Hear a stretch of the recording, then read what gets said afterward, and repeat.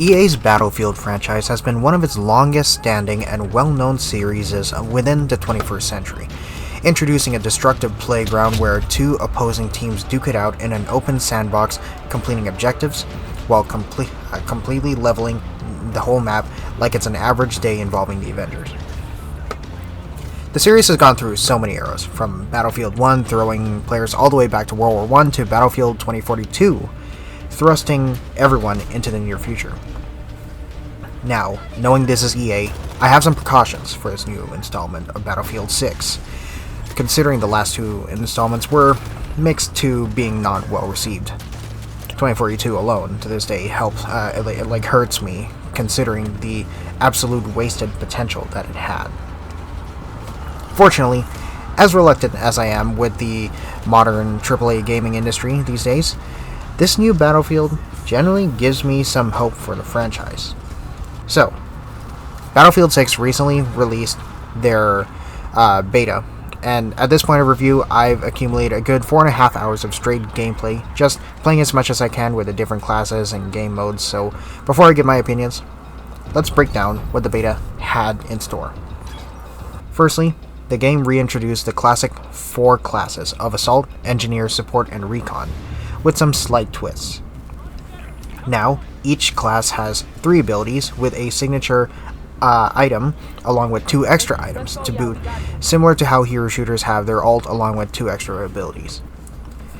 For example, the support's signature being a supply bag for healing and ammo paired with a deployable cover and a defibrillator, or Assault's signature being a third weapon, the default being a shotgun, paired with a grenade launcher and an adrenaline injector.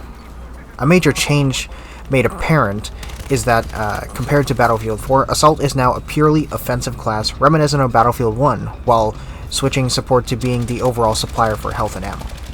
Another very interesting addition they added was a group revival system where players can drag and revive others without having to wait for a medic, albeit it would take more time.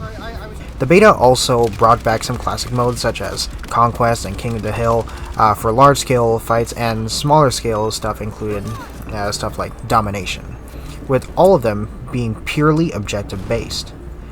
The environments so far include settings of the desert and the mountains with larger scaled maps, featuring vehicles which at the moment consist of mainly jeeps and tanks, made better by featuring a good amount of destruction, allowing Engineer and Assault players to play reverse architect. In terms of the guns used in the game, it seems that DICE has taken some notes from Modern Warfare 2019, adding a pseudo-gunsmith-like feature for the guns, allowing one to tweak their attachments from sights, vertical grips, and muzzles, to name a few. From hearing the amount of weapons that they plan to add, it feels that the variety will only increase. So, with what has been made apparent throughout my time with the multiplayer beta, it's definitely apparent that DICE is trying to bring Battlefield back to its roots by focusing on the whole destructive sandbox, which is what made the game popular in the first place. Or I should say, the franchise popular in the first place. It also ditched the aesthetic of uniqueness popularized by Battlefield 5 and pushed forward with Battlefield 2042 by reducing the characters to basically just being soldiers fighting for a common goal. For the classes, they all work in tandem with each other, and the addition of a signature item, it allows players to keep the most important piece of their class while allowing leeway for other items they would need. The addition of the group revival system is also a great addition, for it allows players to get back in the fight to keep up the flow of combat, made better by allowing them to drag them to safety to safely revive them.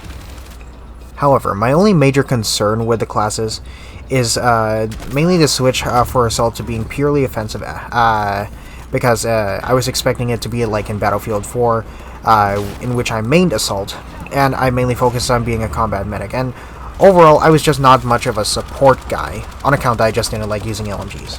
But I like how they did good for making support being the medic role, and the variety also of weapons also alleviates that. So overall, this minor change in the grand scheme of things is definitely different for me, but it's one that I can get used to. One class I had a surprising amount of fun in is the Engineer, as the role of destroying tanks with an RPG has never felt so satisfying to me, and definitely I do plan on playing them in the future. And other than that, Assault I can definitely see myself maining again if I don't do support. Like I could definitely see myself like switching between them, because just pulling out a shotgun in a building was nothing but glorious, albeit very cheesy.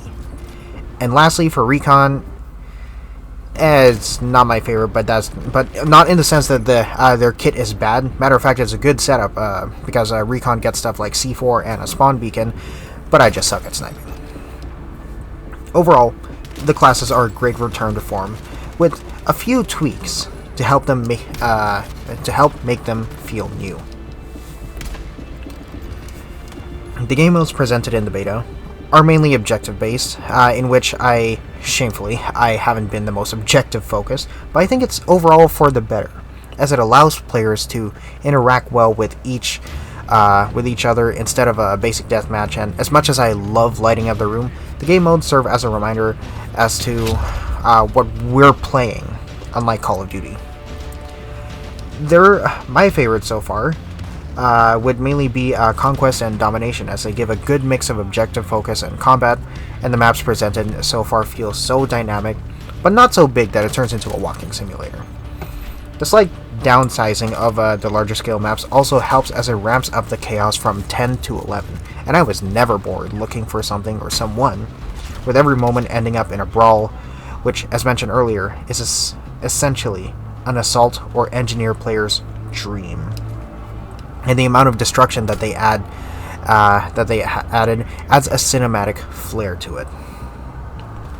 The game's guns, while limited for now, are refreshing as well, while still giving classic guns such as the Colt M4A1 and the FN SAW, and the addition of newer toys like the HK M43 and the SIG P320, in which hopefully it doesn't it doesn't explode this time. Let's just say that. And despite playing on PC where you don't feel the vibration like on console, the guns also feel beefy without being too overbearing nor too much like a laser beam, making them so satisfying to use. And as a gun nut, the addition of the Gunsmith feature allows me to tweak my stuff similar to Battlefield 4, but with an actual proper grid. Not in the sense of making anything meta, like, trust me, I'm not like one of those guys, but simply just cause I love treating my guns like Barbie dolls and dressing them up. So overall, that's just more reason for me to like this game. And the last positive thing I have to mention here is how well the game is optimized. I have a rather well-off PC, and the game runs just fine with an average of 100 FPS on, I think, medium settings. And for modern standards, I find the game to be very pretty, despite running on lower graphics, which is always a plus. However, it does fall for the amount of space the full version plans to by taking up a whopping 80 gigabytes, but at least it's not something like COD that takes up like the COD hub, which takes up an unnecessary amount. So, overall, it could be worse. And though the beta is indeed very fun, I do have a couple main gripes, which are not necessarily game-related, really. The first and most apparent is their UI, and not just for me, but I see that some others think that the UI needs a great adjustment, as it reminds me of the MW2 UI, which was just a major eyesore, if you ask me. Like, I feel it should be more of a list, reminiscent of Modern Warfare 2019's UI, which allows everything to be kind of like just listed out instead of just dedicating the whole screen to one game mode. Like I see that the feature tab is just not working. It also makes it feel like that there is just like less to offer as well, which feels more like padding, if anything.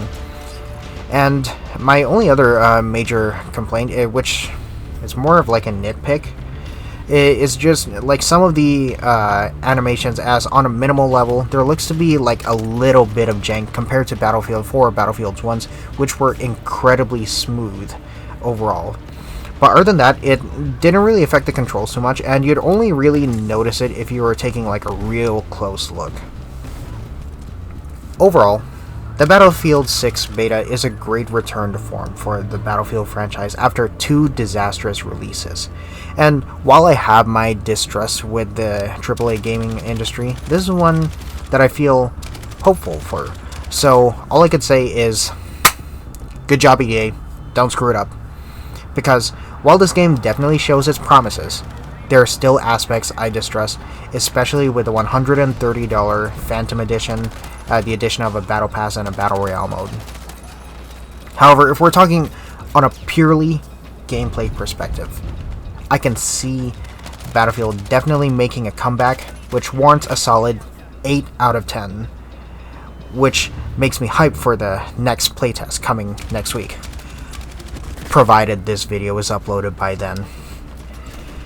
Well, thank you everyone for watching my little review here, and I do got a couple more of these types of videos planned, so be sure to stay in tune for the near future.